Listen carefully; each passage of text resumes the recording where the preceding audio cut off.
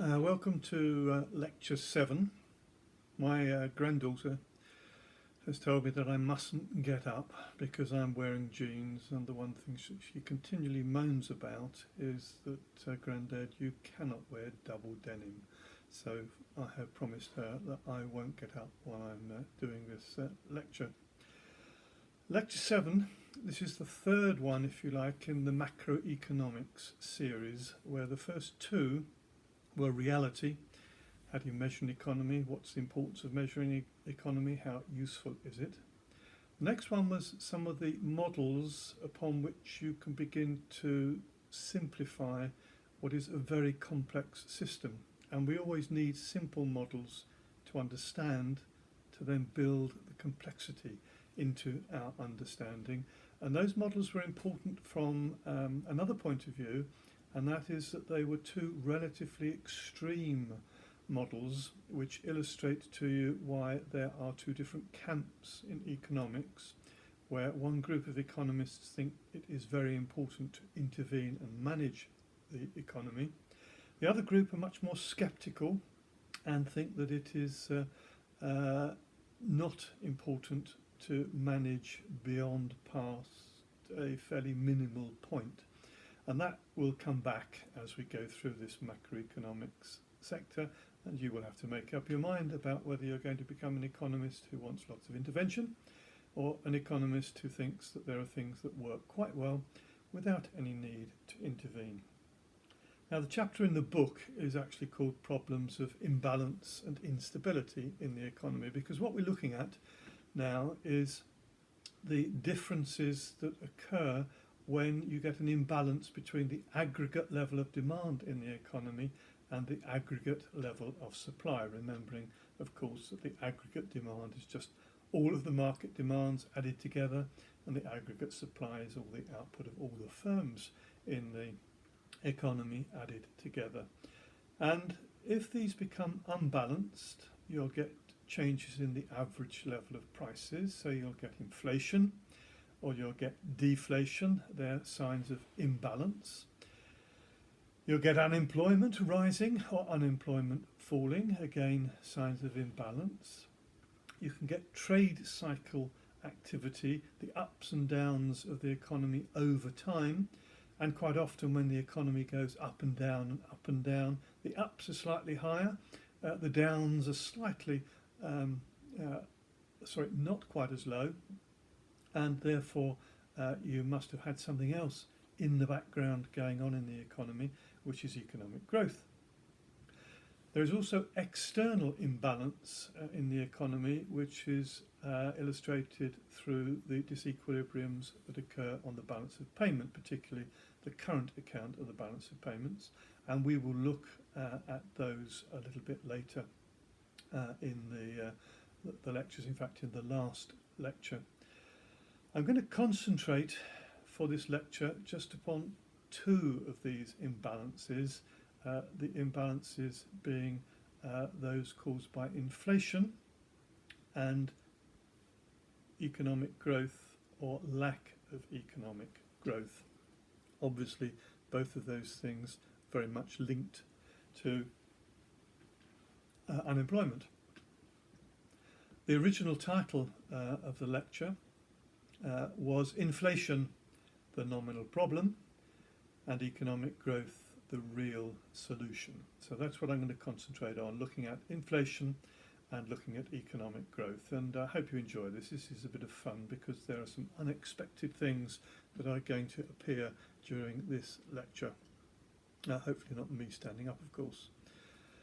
So let's start with the inflation side of things and why inflation is such a big problem. What is inflation? Well, we need to get that right at the start, because inflation is a rise in the average level of prices. It isn't rising prices, it's a rise in the average level of prices, because you can have rising prices and falling prices, and if the falling prices are greater than rising prices, you'll get deflation. So never think of inflation as rising prices, because they can occur in all manner of situations. Always think of inflation as a rise in the average level of prices. Now, by definition, inflation must always be more units of money used in the same number of transactions. You've got to have a monetized economy to record inflation. It's impossible to have inflation in a barter economy. In an economy where people trade good for good, service for service, where they're trading products, then if one product goes up in terms of the real price compared with another product, that other product must have gone down by an equal amount. So the averages can't change in a barter economy because any rise. If, for example, 2 apples trade with 1 orange and then 4 apples trade with 1 orange, the price of the orange has gone up, the price of the apples have gone down by an equal amount, and the average is unchanged. So you have got to have money in an economy before you can have inflation, and by definition, inflation is, it must be more units of money used in the same number of transactions. Well, what this does, it means that one of the big causes of inflation, particularly if you're a Keynesian economist, which is cost push inflation, must be a myth. There cannot be such a thing as cost push inflation, because the costs that you talk about with inflation, things like wages, oil prices, energy prices in general, falls in exchange rates, all of these things do not increase the number of units of money in the economy. So they cannot be the cause of inflation. You just cannot have cost push inflation. You can have costs which impose pressure that might lead to inflation, but on their own, there's no such thing as cost push inflation. It is a myth, sorry to tell you that, Keynesian economists, but there is only one cause of inflation. That's too much money chasing too few goods. So it means that Keynesians are partly right when they talk about demand pull inflation, because that is excess monetary demand, but they're also wrong when they talk about cost push inflation. Whenever you're doing an exam, of course, you can refer to the Keynesian causes and you can refer to what I say is the only cause, which is the monetarist cause of too much money chasing too few goods, reminding yourself, of course, that inflation must always, by definition, have more units of money used in the same number of transactions. So all the causes of inflation are those that cause more units of money in the economy. So that's what inflation is. Now, why is inflation a problem? Inflation is a problem because it distorts and masks relative price changes. And it is these relative price changes that act as market signals. These are the important things in the economy. They tell companies when to raise output and raise price, and other companies when they've got a lower price and perhaps contract the output. For example, if you only had 2 companies in an economy and you would choose between one or the other, but over time one of those companies was starting to produce this product better, and more people were drifting over to buy this product, then they will be drifting away from the other product. Now, where these people are buying more products, there's the opportunity to raise the price, make more profits, expand output. And for the other firm, it's a case of lowering the price to try and make it more attractive, and contract output to try and maintain a maximum profit position. So what you're doing under those circumstances is the marketplace is reallocating resources. The company where people want their products is expanding. The company where people have chosen to not buy their products is contracting, releasing resources to the other company. However, if you've got inflation, that masks this, because inflation actually creates the wrong impression straight away for a company. Suppose you had 10% inflation and one company's prices could rise by 10% without any reduction in orders. The other company's prices have risen by 5%, which means that they've actually gone down in real terms by 5%, but the company sees it as a rise in prices.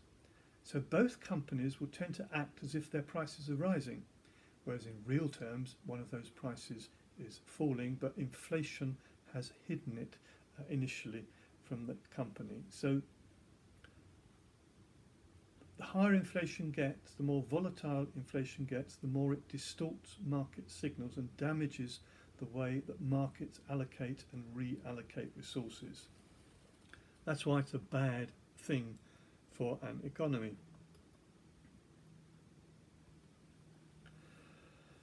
Now, there is also something else which you'll find in all the textbooks, which is a reference to anticipated and unanticipated inflation. If firms don't anticipate inflation, then there's a problem, because if prices start to rise and they hadn't anticipated it, they might see it differently. They might think about the prices of their products are going up, they need to expand production, they need to grow because of this new and increased demand for their product.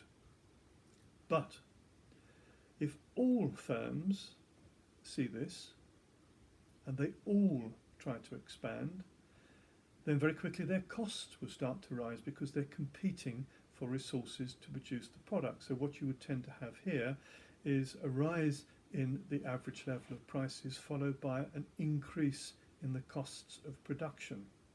Now what that means is that firms that thought it was just the demand for their product was growing will expand. All firms think that, they'll all start expanding, and we'll have a situation where they will all then start to contract once they realise their costs are rising.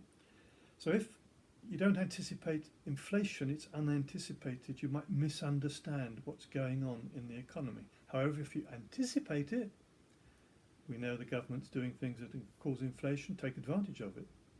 Raise your prices, make more profits in the short term, but then when your costs start to rise, you're in the same position, and some of those profits will be absorbed by rising costs. So if you anticipate inflation, you don't expand and grow your company. If it's unanticipated, you might, and that in the past has caused problems when companies didn't expect the inflation, but it occurred all the same. So unanticipated and anticipated inflation is important. Now, what inflation does is it brings about what's called an indiscriminate redistribution of income and wealth. Now remember, wealth is just what you own. Income is that sort of stream, that flow of money that comes in as a result of you working from week to week, month to month, etc. And this is indiscriminately affected by inflation. Start with wealth. Suppose you've got all of your wealth in gold bars and someone else has got all of their wealth in units of money. Inflation reduces the value of those units of money, so those people become worse off. It will, however, increase the value of a real thing like gold, because particularly when people speculatively start to transfer funds from contracting money to something real like gold, so you're getting a redistribution of wealth takes place. And it's the same for assets which are real.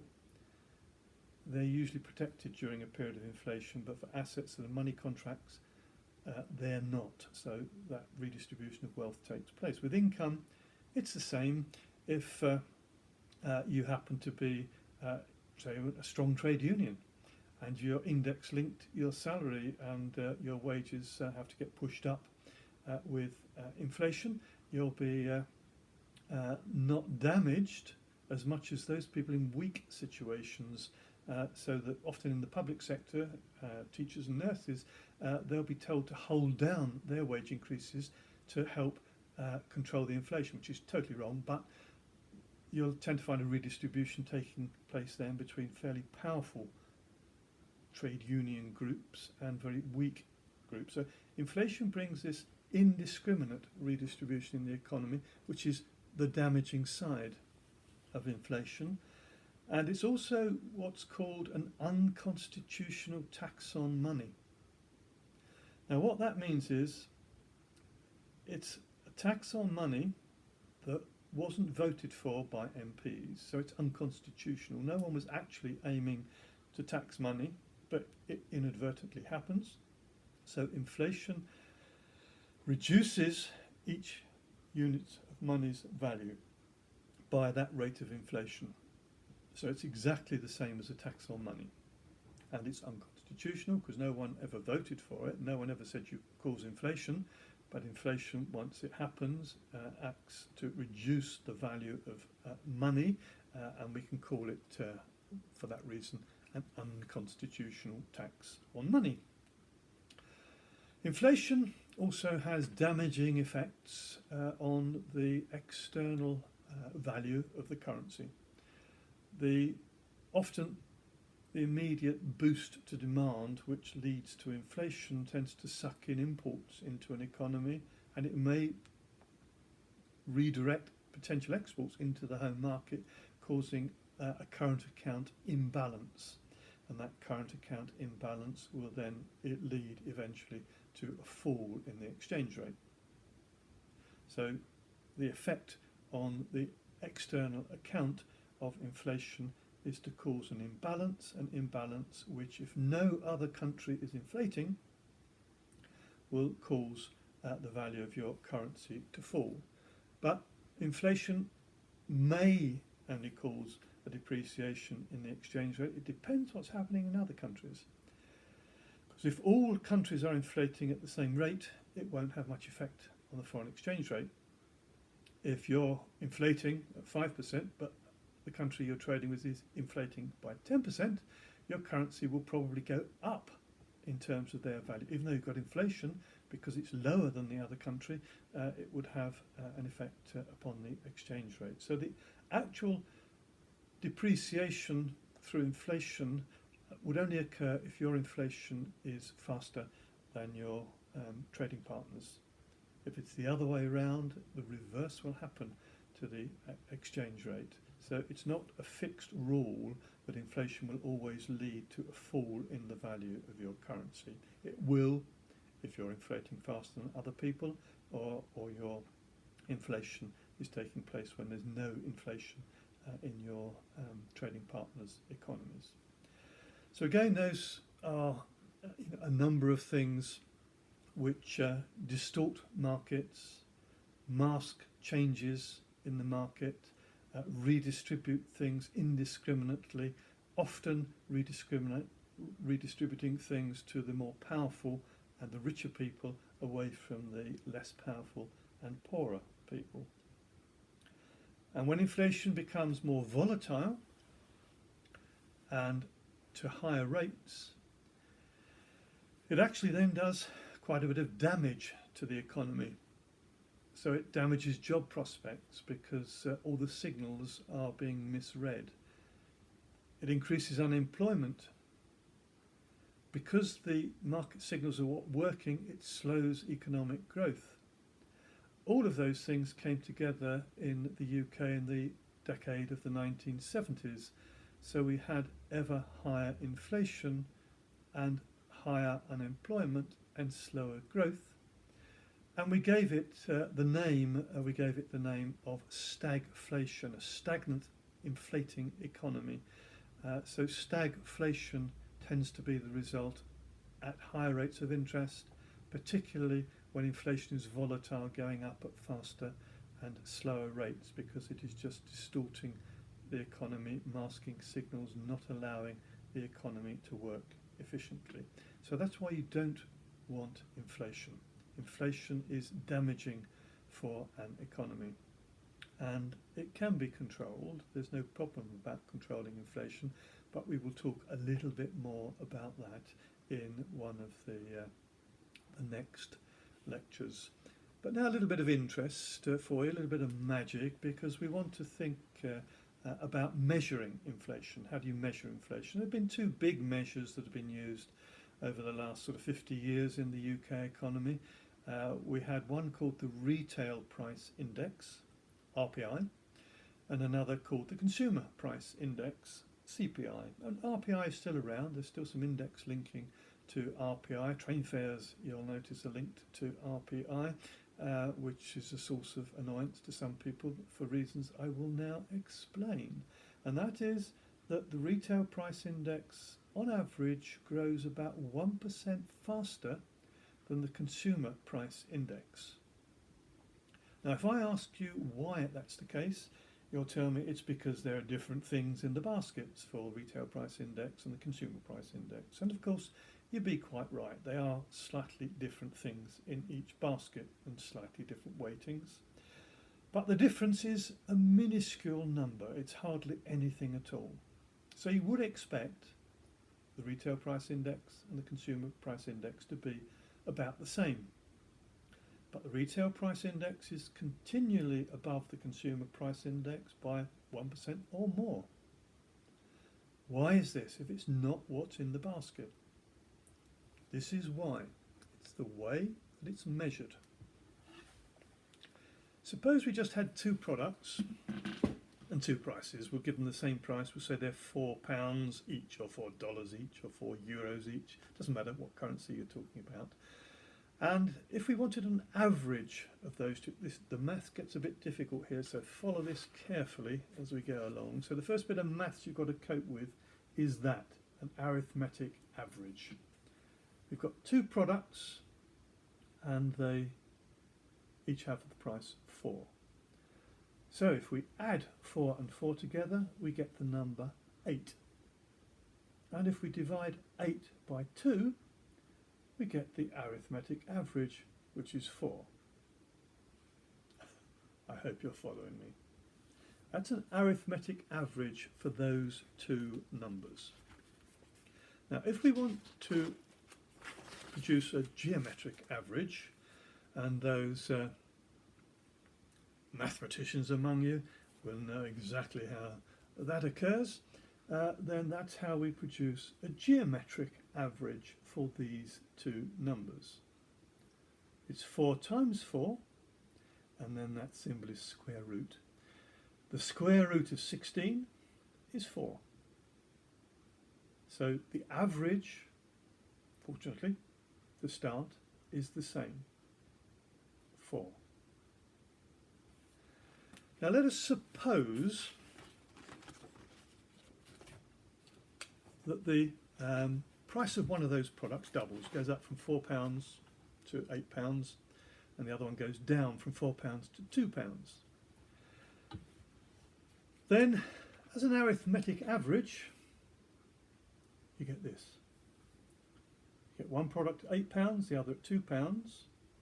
You want that average. Add 8 plus 2. Give a little bit of time to do that. And yes, it's 10. Divide 10 by 2, and you get the average 5. So the average has now risen from 4 to 5. And if we wanted to strictly register that as inflation, it would be a 25% rate of inflation. Because the value of money has now fallen. What cost you £8 before now costs you £10 to buy those same two items. So that's the arithmetic average. Now, the geometric average, and obviously the mathematicians among you are well ahead of me here, aren't you? The geometric average is 8 times 2, which is 16. The square root of 16 is 4. So we now have no inflation at all. Same numbers. Whoops. One of those numbers has caused inflation, or two of those numbers has caused inflation to be at 25%. Exactly the same numbers, but calculated differently geometrically rather than an arithmetic average, produces the same answer 4 with no inflation. That's the reason why CPI is less than RPI. Obviously, as you stretch out and have more and more products in your basket, the gap between the two falls considerably from 0 and 25% down to about 1%. So it's a 1% difference. And you can see this is actually quite important. Because if I measure no inflation here by using CPI, those people who now say, look, there's something wrong here. I'm paying £10 now to buy these two products. I used to pay 8. Surely there's been inflation. No, CPI says no inflation, which is why RPI is the better measure of inflation and changes in the value of money. So why on earth did we change from RPI to CPI? Well, it's some clever clogs told government, look, we can make the rate of inflation seem slower and lower than it really is if we change the calculation, the way we calculate the average from an arithmetic average to a geometric average. We can end up with a much lower rate of inflation, and bearing in mind that there's often index-linked things that governments have to pay out, then they were sort of quite happy to do that. And you'll often see that where they pay things out, they link to CPI, but when you pay them, they link to RPI. So if they lend you money as a student on a loan, they will calculate how much you've got to pay them back using RPI, not CPI, because they can get more money from you if they link it to RPI. So as students, I get pretty annoyed about this and moan about this when it comes to the time that you have to repay your grant. And it is very interesting. Any index linking now begins to become a little bit distorted. And I suppose I should tell you the one other story just come into my mind now, because the public sector, all of the public sector, had to index link its pensions against CPI instead of RPI. And some of them noticed that this is now going to mean they're going to get less of a pension over time. But it was explained as being very important that we do this thing. But there was one public sector group who still have their pensions linked to RPI, not CPI, and that is all employees or ex-employees, once they've retired, of the Bank of England. All Bank of England employees are still have their pensions linked to RPI, not CPI. And Mervyn King, when he was asked about this, he said that the Bank of England pension scheme is a private pension scheme, and he wouldn't disadvantage members of his private pension scheme by linking them to CPI, which is why they have stayed linked to RPI. Another question that you might like to ask when you're looking at these things. I told you it is quite interesting, isn't it? That's a little run through on inflation, just to help you understand why it is a real problem in the economy. And I say real problem not in the economist's sense of real, because it's nothing to do with output, it's just numbers. But for the economy, it has a real impact on the economy, and that impact is damaging, not beneficial to the economy. Now, what is beneficial to the economy, without a doubt, is economic growth. Now, we need to just distinguish growth in the economy from economic growth so that you're quite clear on this, because, economic growth is an increase in productive capacity per capita, which means for each resource you use, you've worked out how to produce more. That's what economic growth is. But the economy could grow just by absorbing some unemployed resources, which is not economic growth, even though the economy grows. Let me illustrate this one. And we now have a production possibility boundary, or production possibility boundaries here, as there are two of them. And the production possibility boundary tells you the maximum that you can produce in your economy of two groups of resources. The resources allocated to consumer products and those allocated to capital products. Now, you remember in economics, capital products are just produced means of production, like more machines or more factories, the things that allow you to produce more in the future, consumer products, all the things you consume. Now, if the boundary is the first boundary you look at as you move away from the origin, is the maximum you could produce of consumer and capital products given the current amount of resources in your economy, and you were inside that boundary, you weren't actually on that boundary at what's called CI. I have put down there, otherwise we'd have two C's, I for investment, capital products. So CI, that dot there tells you where we are currently, that amount of consumer goods, that amount of capital goods. Now, if I could manipulate something and move onto the boundary, I would actually be using unused resources, unemployed resources, the economy would grow, national income would rise, we'd all become better off, standards of living would rise. If I could do that, then all well and good. That's growth in the economy, taking you to the boundary if you're inside it. But it's not economic growth. Economic growth is the thing that shifts the boundary outwards. With the same amount of resources, I can now produce more things. That's what economic growth is. Okay with that, I hope. Now, what's the main cause of economic growth? Well, that's reasonably straightforward. 95% of economic growth, if not more. There are lots of explanations in textbooks as to what causes economic growth, but the big one, the one that causes all economic growth, is invention and its partner in capitalism called innovation. So invention is the mad scientist producing a new idea, a new product that's never been used before. You know, someone decided that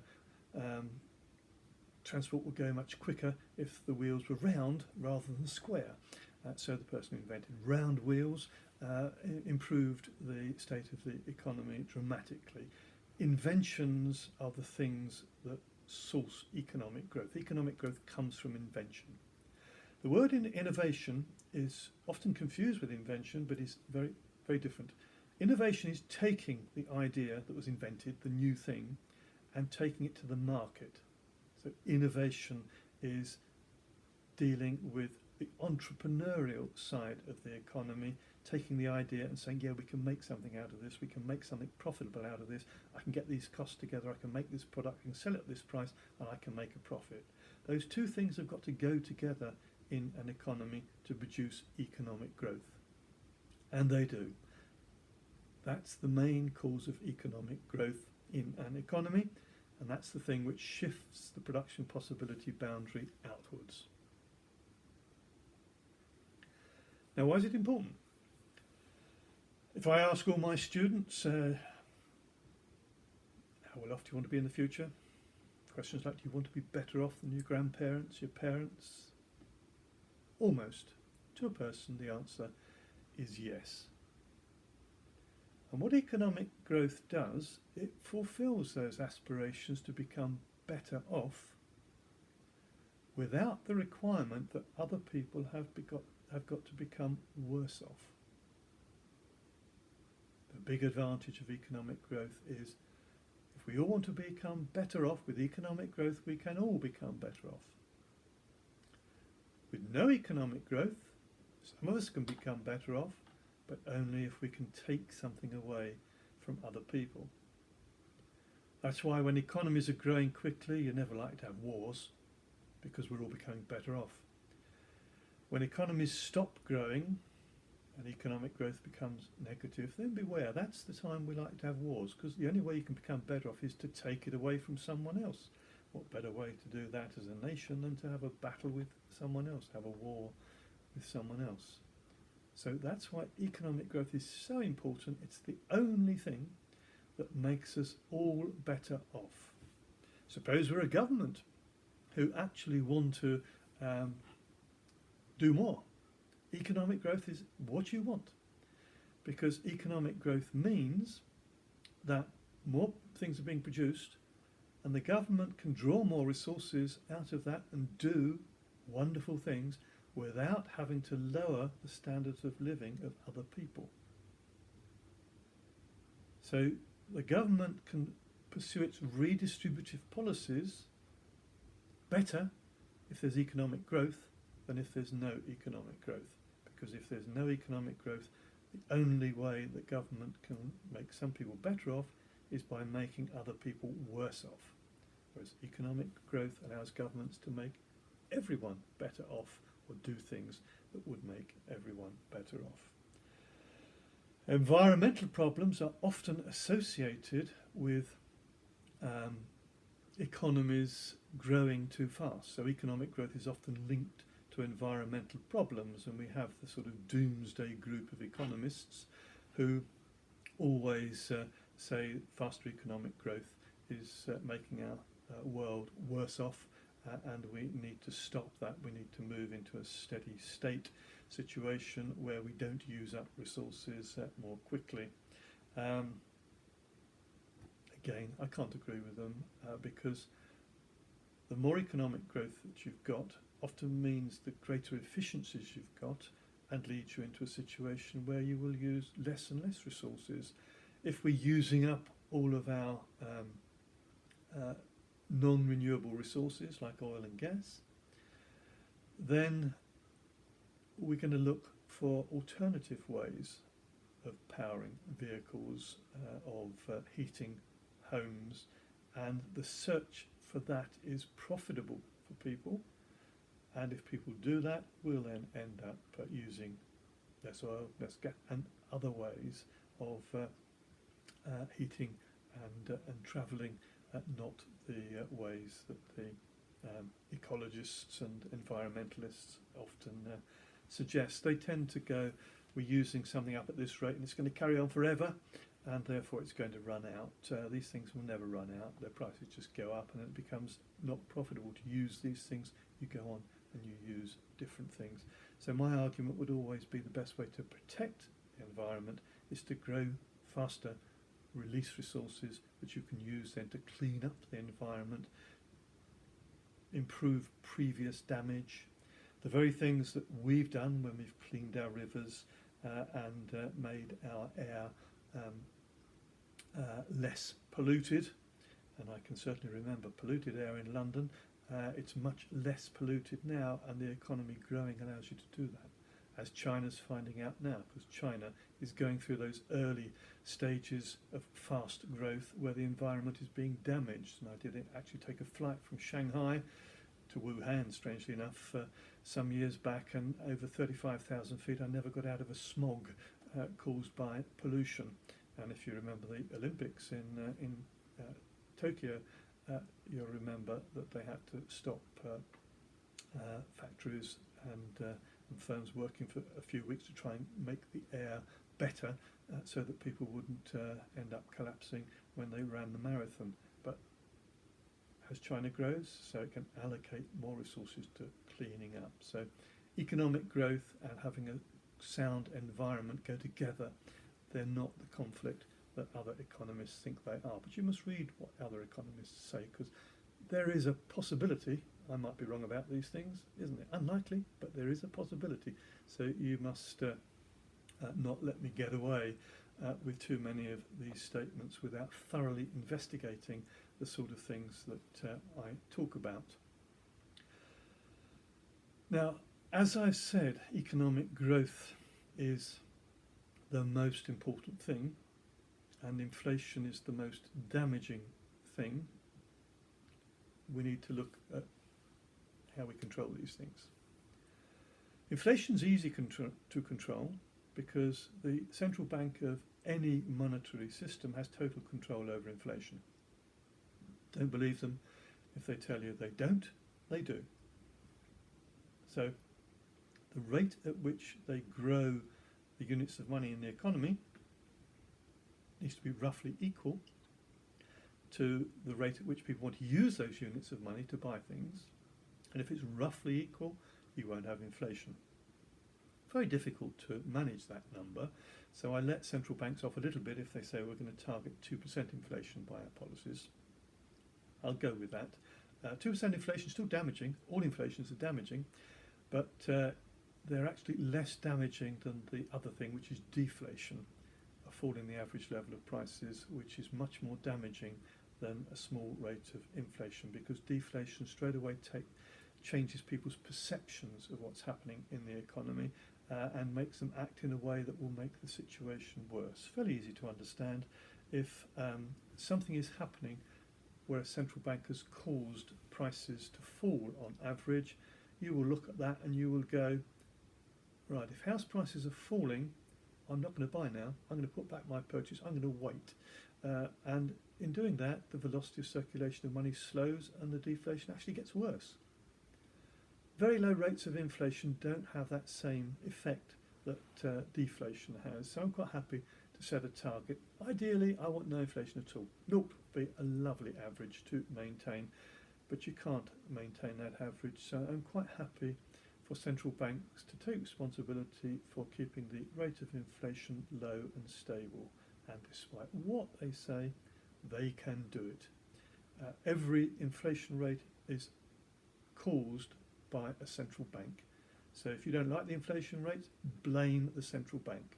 Don't blame anyone else. It's nothing to do with your wage increases or input prices or input prices, anything. It's always to do with the central bank. So we can get inflation under control, no problem. Economic growth, however, is not quite so easy, because invention and innovation occur best in a capitalist type economy. Governments are not particularly good at inventing things. They're certainly not good at innovating things. I don't want to be too critical, but look at their response to the pandemic and go, have they wasted resources or have they been brilliant in the way that they've allocated resources to deal with our pandemic problem? I'll leave you to make that judgment. Capitalism is where it works because people have ideas to do this. If it doesn't work, they're out of business, they're bankrupt. We don't get any more waste. If it does work, they become very rich and they are rewarded, and society benefits from these people who are inventors and innovators. They're the people you need to thank, those people who become very rich by producing new products or things that we want more cheaply. They're the people who really benefit society, not what is normally considered to be the case, particularly now where capitalism is taking a lot of hits, where it's not capitalism that's the problem.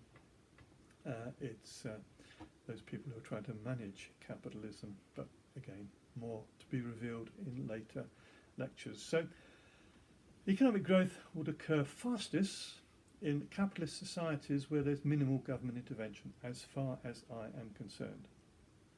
Here the market signals are working, average prices are stable, or inflation is very low and it's stable. We also need societies which are relatively free.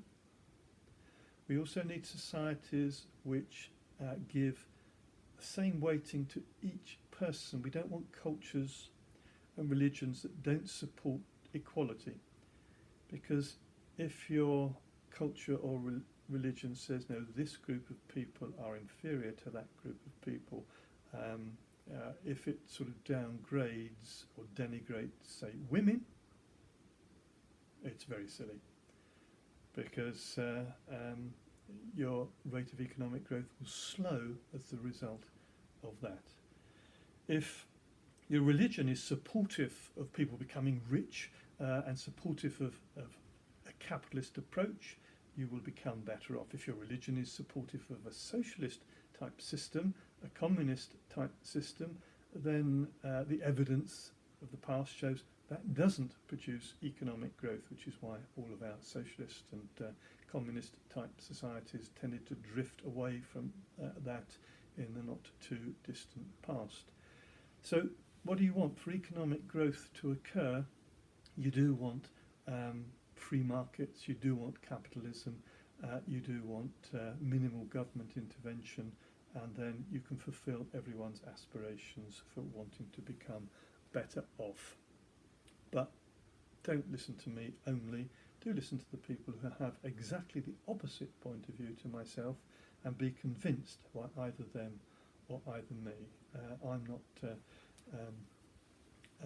wanting you to believe in what I say, but I want to expose you to what I say so you can think for yourself about what's right and what's wrong within this context. So, is it realistic to think about an economy where we could have high economic growth and low or no or stable low inflation. It's hard to think of that all the time, that economists disagree with each other about this. It's probably not going to happen in economies where governments are very large and control a large proportion of resource allocation. Where governments have large borrowing requirements and there's excessive public debt which crowds out private sector debt, you're probably not going to have the right conditions for low inflation and high economic growth. So what we want really is what I said to you. We want a capitalist system. We want a system which hasn't got too much intervention, a system which has got monetary discipline, a system which has got governments with balanced budgets. Again, two more things that I'll look at in later lectures, and basically from my point of view we want free market economics. I just listened to something on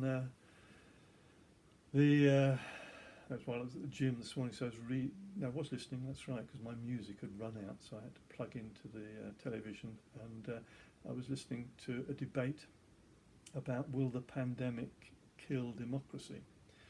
And the one thing that concerned me all the way through was that was the wrong question to ask.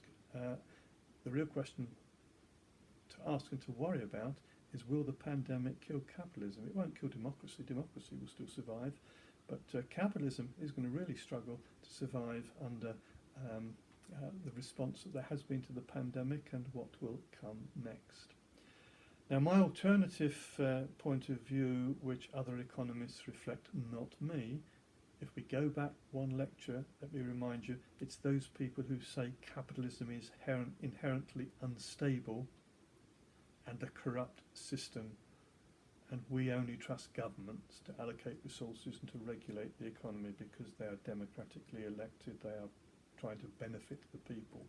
So there is that sort of other argument, and in this type of society you will need large borrowing requirements, monetary expansions, and all the things that Keynesian economists suggest will create more employment and foster growth.